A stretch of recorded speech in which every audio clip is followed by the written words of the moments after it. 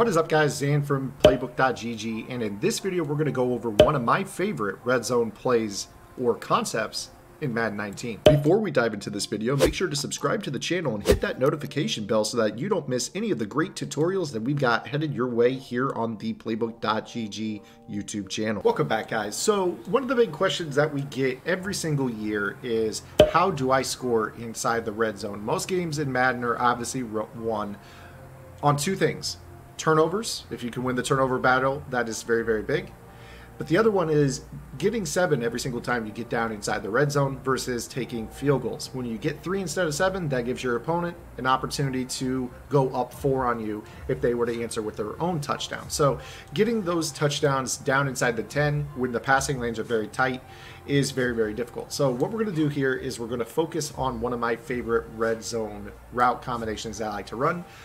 Basically, the rule of thumb is this: you need a tight end and 2 receivers to a side. It can be under center, it can be shotgun, it's up to you. And I like to have the trips to the wide side of the field. So we're going to go ahead and call the play stick. Now, the reason I like to play stick is because what I like to do with this is I like to take my tight end and I like to put him on one of 2 routes, actually 2 or 3 routes. The first one is going to be a streak, depending on where you are. You can highball this as he turns around in the back of the end zone. You could also use a curl route. The other one I like is actually a corner route, because he's still going to get about 10 yards to 12 yards vertical and then break across to the outside portion of the end zone along the back of the end zone. Now, the number 2 receiver, Anthony Miller, he's going to be on a quick flat. So you can see here that he's already on a quick flat. You could also create this route combination if you wish. Totally up to you. And then the last thing I like to do is I like to take my outside receiver and I like to put him on a smart in route. And the reason I like to do this is because what we're going to have is Trey Burton running his route off the line, pulling hook zones back. Anthony Miller running his route to the flat, pulling flat zones to the outside.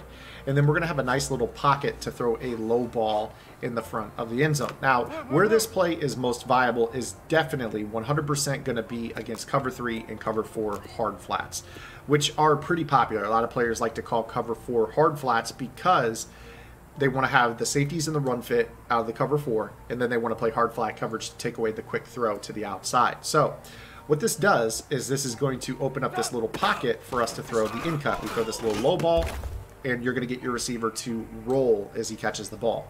Now, that's absolutely huge. This is something that you can run pretty much anytime you want, with the exception of cover 2. And the reason cover 2 can be a little bit tough is because vertical hooks do a phenomenal job of taking away that in cut to Taylor Gabriel. So in this example, we have a Tampa 2. You can see here, if I wanted to throw that, that's just the absolute worst window to try to throw that into. So if you're facing a cover 2 defense, it can be a little bit challenging. So we'll go ahead and show you cover 2 here. The one thing that I know about vertical hooks in this game is that they are drawn to hitches. And if you get a hitch route on the field, you can try this. So we'll go ahead and show you. Watch Khalil Mack. He's going to play that hitch. And then you get this little window. But again, it's still a tight read. It's very, very tough to make that throw. You don't really want to make that throw. So cover 2 is probably the best coverage against this. So just to teach you how that works, you don't really want to throw that into a cover 2. But if you're facing cover 3 or cover 4 with hard flats, you're most certainly going to be able to throw this wide open to your receiver almost every single time. So we'll go ahead and show you another example. Just wait on the in cut. Low ball, Taylor Gabriel, touchdown. Don't even need a big body receiver to make this throw. The reason I also like stick, and the reason I like it, is because that you have the backside slant.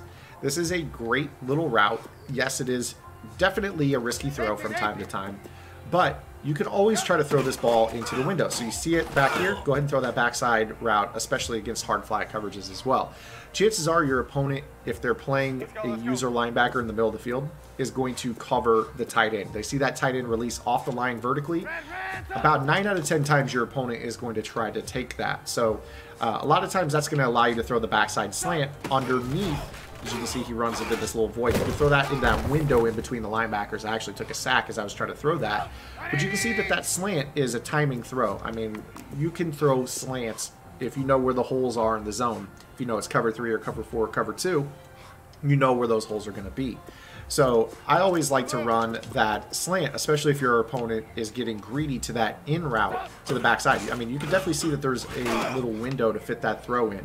So if you notice that they're really drifting over to that trip side, depending on what coverage they're in, just go ahead and try to fit that backside slant in, because there's nothing wrong with throwing the ball in the front of the end zone. So many players really like to run high balls that your opponent is going to try to take away those routes, those high point curls in the back of the end zone, the high crossing routes that get the spec animations, and they don't really defend the front of the end zone nearly as well. So again, here's an example of a cover 2 defense.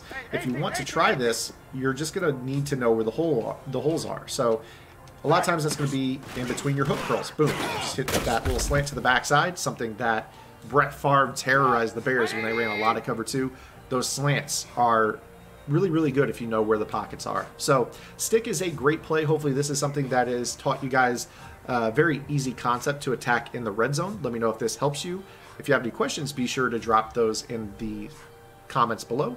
Like the video, and we'll see you guys in the next one. If you like this video, check out one of the videos on your screen right now.